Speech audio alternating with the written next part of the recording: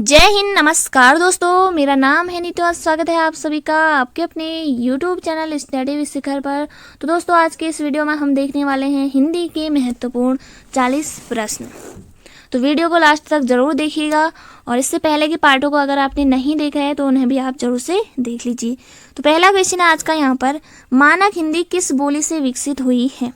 बघेली, खड़ी बोली, राजस्थानी या फिर भोजपुरी? तो इसका राइट आंसर हो जाएगा खड़ी बोली। और खड़ी बोली का अन्य नाम ही सर हिंदी भी है और कौरवी भी खड़ी बोली का अन्य नाम है। तो इसे आप जरूर से याद रखिएगा।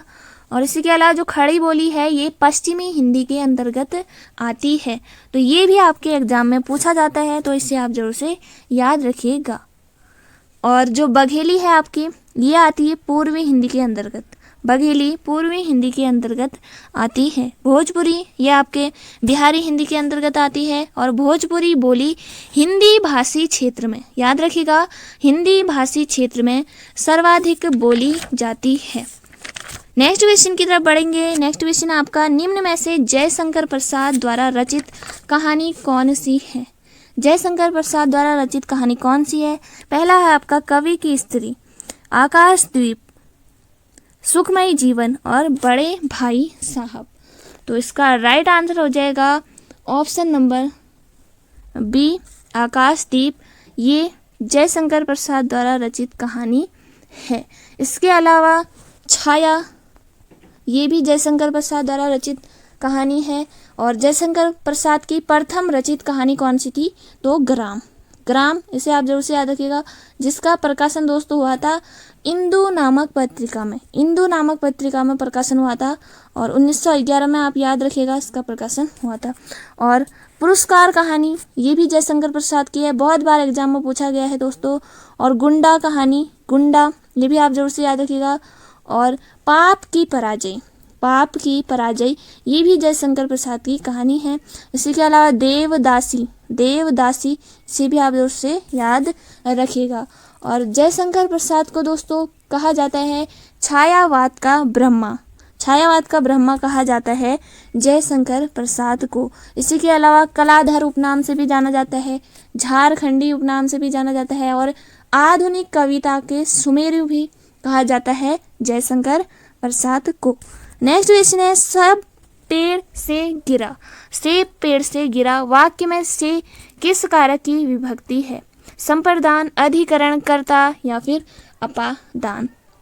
तो कर्ता ने कर्म को करण से संप्रदान के लिए अपादान से अलग होने के अर्थ में, तो ये अपादान आपका यहाँ पर होगा से, अलग होने के अर्थ में। सेब से, सेब पेड़ से गिरा, तो पेड़ से गिरा अलग, तो यहाँ पर अपादान कारक हो जाएगा। तो ऑप्शन नंबर डी हो जाएगा यहाँ पर। और अधिकरण का विभक्ति चिन्ह है में पर, में पर यह अधिकरण का विभक्ति चिन्ह है। और कर्ता का ने, संप्रदान को के लिए, तो ये हो जाएगा। नेक्स्ट क्वेश्चन है, कवि का स्त्रीलिंग रूप है। कवि का स्त्रीलिंग रूप है कवियत्री, कविता, कवियानी या कवयित्री। तो ये आपके शुद्ध वर्तनी में भी आता है।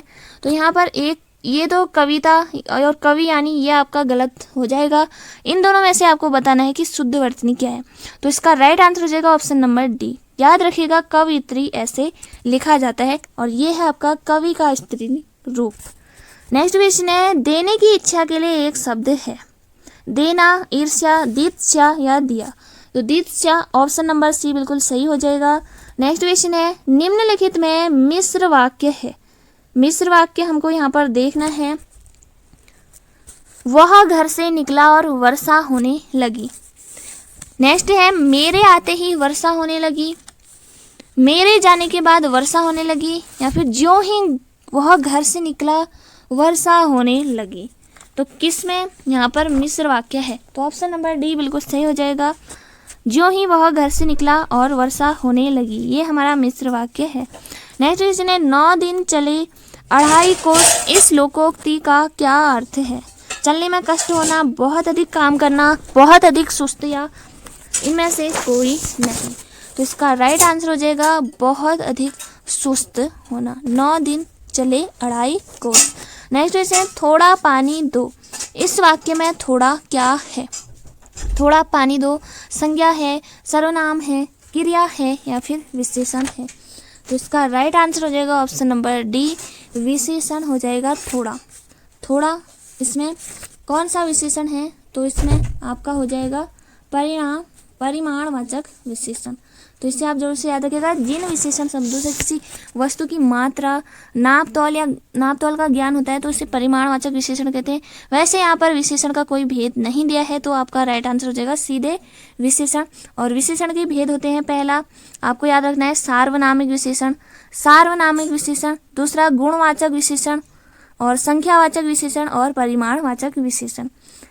और विशेषण दोस्तों होता है संज्ञा व सर्वनाम शब्दों की विशेषता जिन शब्दों द्वारा बताई जाती है वह आपके विशेषण होते हैं। नेक्स्ट क्वेश्चन है, द्रव्यवाचक संज्ञा शराब से जातिवाचक संज्ञा क्या बनेगी? शरबत, शराब खाना, शराबी या इनमें से कोई नहीं। तो इसका राइट आंसर हो जाएगा ऑप्शन नंबर सी, शराबी। और संज्ञा किसे कहा जाता है? तो जिससे किसी की पहचान की जा सकती है, किसी वस्तु, स्थान, भाव, प्राणी के आदि नाम को संज्ञा कहते हैं। संज्ञा का शाब्दिक अर्थ ही होता है नाम। तो इसे आप जरूर से याद रखिएगा। और संज्ञा शब्द दो शब्दों से मिलकर बना है, पहला सम, योग, ज्ञा, जिसका अर्थ होता है कि सम्यक ज्ञान कराने वाला शब्द। और संज्ञा के जो भेद होते हैं वो होते हैं आपके 5 प्रकार के, अर्थ के आधार पर व्यक्तिवाचक संज्ञा, जातिवाचक, द्रव्यवाचक, समूहवाचक और भाववाचक। और इसी के अलावा रचना के आधार पर संज्ञा के कितने भेद होते हैं? तो 3, पहला रूढ़, योग रूढ़ और यौगिक। नेक्स्ट क्वेश्चन है, वह पढ़े तो सफल हो, वह पढ़े तो सफल हो, इस वाक्य में काल का कौन सा रूप है? तो ये हो जाएगा आपका संभाव्य भविष्य, ऑप्शन नंबर सी, वह पढ़े तो सफल हो, संभाव्य भविष्य। नेक्स्ट क्वेश्चन है, आंसू का बहुवचन क्या होगा? बहुत आंसू, आंसुओं, आंख से पानी या आंसू। तो सिंपल आपका ऑप्शन नंबर डी बिल्कुल सही हो जाएगा। नेक्स्ट क्वेश्चन है, निम्न में से कौन सा एक शब्द फारसी का नहीं है? फारसी का नहीं है, कुश्ती, लगाम, जिंदगी या मौसम। तो इसका राइट आंसर हो जाएगा मौसम, option number D. Next question, जिन वाक्यों में केवल एक ही उद्देश्य और एक ही विधेय होता है वह कहलाता है। तो इसका राइट आंसर हो जाएगा सरल वाक्य। जिन वाक्यों में केवल एक ही उद्देश्य और एक ही विधेय होता है वह कहलाते हैं सरल वाक्य। तो ऑप्शन नंबर बी बिल्कुल सही हो जाएगा। नेक्स्ट क्वेश्चन की तरफ बढ़ेंगे। नेक्स्ट क्वेश्चन है आपका यहाँ पर, ऐसा व्यक्ति जिसके आने का दिन और समय पहले से निश्चित नहीं होता है वो होता है अभूतपूर्व, अभ्यागत, अतिथि या असामयिक। तो ऑप्शन नंबर सी बिल्कुल सही हो जाएगा, अतिथि। नेक्स्ट क्वेश्चन है यहाँ पर, शुद्ध वाक्य का चयन कीजिए। वह सप्रमाण सहित बात बताएगा, वह सप्रमाण सहित बात करेगा, या वह प्रमाण सहित अपनी बात बताएगा, या फिर वह सप्रमाण सहित अपनी बात बताएगा। तो सभी देखने में आपको सही लग रहे होंगे, लेकिन इसका राइट आंसर हो जाएगा ऑप्शन नंबर सी, वह प्रमाण सहित, वह प्रमाण सहित, सप्रमाण नहीं होगा, वह प्रमाण सहित अपनी बात बताएगा। नेक्स्ट क्वेश्चन है, हंस पद किस विराम का एक और अन्य नाम है? लोप विराम, अल्प विराम, पूर्ण विराम या त्रुटि विराम। तो इसका राइट आंसर हो जाएगा त्रुटि विराम का एक और अन्य नाम है हंस पद। और पूर्ण विराम इस तरह होता है, पूर्ण विराम इस तरह होता है, और अल्प विराम इस तरह होता है, और लोप विराम कुछ इस तरह से होता है। नेक्स्ट क्वेश्चन है, फ का उच्चारण स्थान है, फ का उच्चारण स्थान है। तो ये हो जाएगा आपका ऑप्शन नंबर डी, ओष्ठ। प वर्ग के सभी व्यंजन ये आपके आ जाते हैं ओष्ठ में। और मूर्धा में आपका आता है टॉ ठो, टॉ वर्ग के, दंत में तौथा वाले, और कंठ में आपके क वर्ग के व्यंजन आते हैं। नेक्स्ट क्वेश्चन है, निम्नलिखित में से किस वाक्य में परिमाणवाचक विशेषण है? बहुत महत्वपूर्ण प्रश्न है। मैदान हरा भरा है, मैदान हरा भरा है, खिलाड़ी खेल रहे हैं, इस बार बारिश में बहुत ओले पड़े, या फिर वह लड़की सुंदर है। तो इसका राइट आंसर हो जाएगा ऑप्शन नंबर सी, बहुतौले पड़े यानी परिमाणवाचक विशेषण। यहाँ पर माप तौल का आपको अंदाजा लग रहा है, तो इसका राइट आंसर हो जाएगा ऑप्शन नंबर सी। और विशेषण के प्रकार अभी मैंने आपको बताए, सार्वनामिक विशेषण, संख्यावाचक विशेषण, गुणवाचक विशेषण और परिमाणवाचक विशेषण। नेक्स्ट क्वेश्चन है, मनोज निम्न में से किसका पर्यायवाची है? महादेव, सोमदेव, ब्रह्मदेव या कामदेव। मनोज, ये इसका राइट आंसर हो जाएगा Kamdev, option number D. Next question है, स्थावर शब्द किसका पर्याय विपरीतार्थक शब्द है? स्थूल, सूक्ष्म, स्थिर या जंगम। तो इसका राइट आंसर हो जाएगा जंगम। जंगम का विलोम शब्द है स्थावर और स्थावर का विलोम है जंगम। नेक्स्ट क्वेश्चन है आपका, निम्नलिखित में कौन सा शब्द शुद्ध है? प्रादुर्भाव, प्रादुर्भाव, प्रादुर्भाव या फिर प्रभादु। तो प्रादुर्भाव किस तरह से लिखा जाता है? तो ऑप्शन नंबर डी बिल्कुल सही हो जाएगा। ऑप्शन नंबर सी, इस तरह से आपका प्रादुर्भाव लिखा जाएगा। नेक्स्ट क्वेश्चन है, निम्नलिखित में कौन सा शब्द संकर है? संकर शब्द दो शब्दों के मेल से बना। खिचड़ी, रेल, प्लेटफॉर्म या फिर टिकट घर। रेल, खिड़की और प्लेटफॉर्म ये आपके संकर शब्द नहीं है। टिकट घर आपका राइट आंसर हो जाएगा। नेक्स्ट क्वेश्चन है यहाँ पर, वह चांद जैसा मुखड़ा अब नहीं दिखता। इस वाक्य में चांद जैसा मुखड़ा क्या है? तो इसका राइट आंसर हो जाएगा विशेषण पदबंध। चांद जैसा मुखड़ा विशेषण पदबंध आपका राइट आंसर हो जाएगा। नेक्स्ट क्वेश्चन है, विस्मृत शब्द का सही अर्थ निम्न में से क्या है? स्मरण, याद हुआ, भूला हुआ या फिर आश्चर्यचकित। तो इसका राइट आंसर हो जाएगा ऑप्शन नंबर सी, भूला हुआ। विस्मृत शब्द का अर्थ है भूला हुआ। नेक्स्ट क्वेश्चन, निम्न में से किस वाक्य में आकर्मक क्रिया है? बहुत महत्वपूर्ण प्रश्न है। अब आपका यहाँ पर पता चलेगा कि आपने कितना पढ़ा है। तो पहले पर है, रामपत्र लिखता है। रामपत्र लिखता है, शिवम शेखर को हंसा रहा है, गेहूँ पीस रहा है या फिर मैं बालक को जगवाता हूँ। तो इसका राइट आंसर हो जाएगा ऑप्शन नंबर सी, गेहूँ पीस रहा है। तो क्या और किसको लगाने से आप अकर्मक और सकर्मक क्रिया का पता लगा सकते हैं?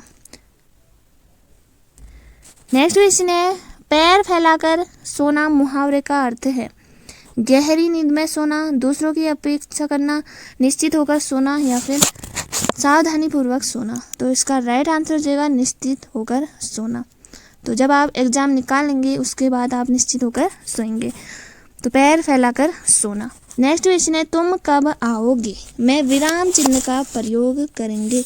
कोष्ठक, लोप चिन्ह, प्रश्नवाचक या पूर्ण विराम। तो इसका राइट आंसर हो जाएगा तुम कब आओगे। तो प्रश्नवाचक चिन्ह यहाँ पर हो जाएगा option number D. Next question है, आचार्य महावीर प्रसाद द्विवेदी कब सरस्वती पत्रिका के संपादक बने? 1903, 1905, 1910 या 1900। तो इसका राइट आंसर हो जाएगा ऑप्शन नंबर बी, 1903 में। 1903 इसे आप जरूर से याद रखिएगा। और जो सरस्वती पत्रिका है दोस्तों, सरस्वती पत्रिका का संपादन 1900 में इंडियन प्रेस प्रयाग द्वारा 1900 में सरस्वती पत्रिका का संपादन किया गया था, जिसके प्रथम संपादक थे चिंतामणि घोष। चिंतामणि घोष से आप जरूर से याद रखिएगा। और महावीर प्रसाद द्विवेदी सरस्वती पत्रिका के संपादक कब बने? 1903 में। 1903 और 1900 से 1920 तक के समय को द्विवेदी युग भी कहा जाता है। द्विवेदी युग। और द्विवेदी युग के नाम हिंदी भाषा के डिक्टेटर महावीर प्रसाद द्विवेदी के नाम पर रखा गया। तो इसे आप जरूर से याद रखिएगा। नेक्स्ट क्वेश्चन है, जो शब्द वाक्यांशों, वाक्य तथा शब्दों को जोड़ते हैं उन्हें कहा जाता है? जो शब्द वाक्यांशों, वाक्य तथा शब्दों को जोड़ते हैं उन्हें कहा जाता है समुच्चय बोधक। तो ऑप्शन नंबर सी बिल्कुल सही हो जाएगा। नेक्स्ट क्वेश्चन है, निम्न में से कौन फारसी शब्द नहीं है? फारसी शब्द पैमाना, तनख्वाह, इस्तीफा या फिर मलिदा। यहाँ पर पैमाना आपका फारसी शब्द है, तनख्वाह ये भी आपका फारसी शब्द है और मलिदा ये भी आपका फारसी शब्द है। तो इस्तीफा ये आपका फारसी शब्द नहीं है, ये हो जाएगा आपका अरबी। ऑप्शन नंबर सी बिल्कुल सही है। नेक्स्ट क्वेश्चन है, देहधारी शब्द किसका पर्यायवाची है? देहधारी शब्द किसका पर्यायवाची है? जीव का, जल का, जंगल का या जीव का? तो इसका राइट आंसर हो जाएगा जीव का। नेक्स्ट क्वेश्चन है, निम्न में से कौन सी एक कहानी निराला ने लिखी? रोज, उन्मादिनी, पद्मा या फिर इनमें से कोई नहीं। पद्मा और लिली यही रचना है सूर्यकांत त्रिपाठी निराला की। तो ऑप्शन नंबर सी बिल्कुल सही हो जाएगा। इसी के अलावा चतुरी चमार, सरोज स्मृति, राम की शक्ति पूजा, ये बहुत बार एग्जाम में पूछे गए हैं, तो ये निराला की रचना है। नेक्स्ट क्वेश्चन है, वह वाक्य जिसमें एक मुख्य या स्वतंत्र उपवाक्य और एक या अधिक गौण या आश्रित उपवाक्य होते हैं कहलाते हैं? तो इसका राइट आंसर हो जाएगा ऑप्शन नंबर डी, मिश्र वाक्य। मिश्र वाक्य किन्हें कहा जाता है? वह वाक्य जिसमें एक मुख्य या स्वतंत्र उपवाक्य हो और एक या अधिक गौण या आश्रित उपवाक्य होते हैं, तो ये कहलाते हैं मिश्र वाक्य। नेक्स्ट क्वेश्चन है, निम्न में से कौन सी वर्तनी सही है? तो लालायित किस तरह से लिखा जाता है? तो ऑप्शन नंबर बी बिल्कुल सही हो जाएगा, लालायित। नेक्स्ट क्वेश्चन है, निम्नलिखित में से किस शब्द का संधि विच्छेद सही सुमेलित नहीं है? नरेंद्र, नर योग इंद्र, ये बिल्कुल सही है। पितराज्ञा, पितृयोग आज्ञा, ये भी बिल्कुल सही है। परोपकार, पर योग उपकार, ये भी आपका बिल्कुल सही है। ऑप्शन डी आपका सही सुमेलित नहीं है। जगदीश का संधि विच्छेद होगा जगत योग ईश। नेक्स्ट क्वेश्चन है, निम्न में से कौन सा वाक्य व्याकरण की दृष्टि से शुद्ध है? पहला है आपका, राम का वीर गाथा रामायण है। मैं तेरे से बात नहीं करूँगा, तो मैं तेरे से नहीं होगा, ये तो पहले से गलत है। इसी के अलावा मैंने इस काम में बड़ी अशुद्धि की, तो ये भी आपका शुद्ध नहीं होगा। और पहला तो आपका ऑप्शन ये गलत ही है, राम का वीर गाथा रामायण में है। तो ऑप्शन नंबर डी बिल्कुल सही हो जाएगा। लड़का मिठाई को लेकर भागता हुआ घर आया। नेक्स्ट क्वेश्चन है, सुमित्रा नंदन पंत को सम्मानित किया गया था भारतीय ज्ञानपीठ पुरस्कार से, भारत रत्न से, साहित्य अकादमी पुरस्कार से या ए सी दोनों? तो ए सी दोनों बिल्कुल सही हो जाएंगे, ऑप्शन नंबर डी। और ज्ञानपीठ पुरस्कार कब मिला था? तो 1968 में चिदम्बरा के लिए, और इन्हें चिदम्बरा के लिए मिला था ज्ञानपीठ पुरस्कार। और साहित्य अकादमी किसके लिए मिला था, किस रचना के लिए? तो कला व बूढ़ाचाँद, कला व बूढ़ाचाँद काव्य रचना के लिए इन्हें 1960 में साहित्य अकादमी पुरस्कार मिला था। 1968 में आप याद रखिएगा ज्ञानपीठ, और 1960 में साहित्य अकादमी। और सुमित्रा नंदन पंत को कहा जाता है प्रकृति के चितरे कवि, सुकुमार कवि, शब्द शिल्पी कवि, ये सुमित्रा नंदन पंत को कहा जाता है। नेक्स्ट क्वेश्चन है, निम्न में से कौन सा शब्द उपसर्ग रहित है? विधान, न्यून, उज्जवल या फिर त्र्यंबक? तो ऑप्शन नंबर डी बिल्कुल सही हो जाएगा, त्र्यंबक। नेक्स्ट क्वेश्चन है यहाँ पर, अजय बाजार जा रहा है, वाक्य में क्रिया का कौन सा प्रकार है? अकर्मक क्रिया, सकर्मक क्रिया, पूर्वकालिक क्रिया या फिर मिश्रित क्रिया? तो सकर्मक क्रिया इसका राइट आंसर हो जाएगा। और कर्म के आधार पर क्रिया के दो भेद होते हैं, सकर्मक और अकर्मक। तो अजय बाजार जा रहा है, इसमें है सकर्मक क्रिया। नेक्स्ट क्वेश्चन है, कौन सा शब्द गृहस्थ का तद्भव शब्द है? गोद, गिधी, गीत या फिर गाय?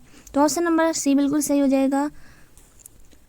तो दोस्तों ये थे आज के महत्वपूर्ण प्रश्न। तो फिर मिलेंगे नेक्स्ट वीडियो में। अगर आप चैनल पर नए हैं तो चैनल को जो सब्सक्राइब करिए, बेल आइकन को ऑन रखिए ताकि आने वाली वीडियो का नोटिफिकेशन आपको सबसे पहले मिले। साथ ही वीडियो को लाइक, दोस्तों के साथ शेयर जरूर करें। जय हिंद, जय भारत।